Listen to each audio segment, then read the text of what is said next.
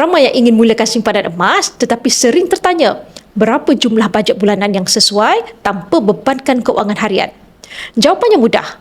Kuncinya bukan berapa besar jumlah tetapi berapa konsisten anda boleh komited. Dan ianya bermula dengan formula yang paling asas, ambil 10% daripada pendapatan bulanan. Contohnya, jika gaji anda adalah RM3,000 sebulan, 10% bersamaan dengan RM300. Itulah bajet ideal untuk simpanan emas anda setiap bulan. Bukan terlalu besar untuk mengganggu keperluan hidup, tetapi cukup untuk membina aset jangka panjang. Jika RM300 terlalu tinggi, turunkan kepada RM200 atau RM100.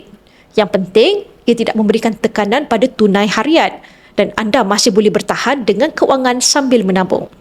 Public Group menawarkan platform simpanan emas serendah RM100 melalui akaun Gap.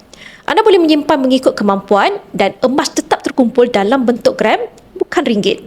Dan emas dalam akaun, anda boleh fizikalkan kepada pelbagai bentuk sekecil 0.5 gram hinggalah 1 kilogram emas.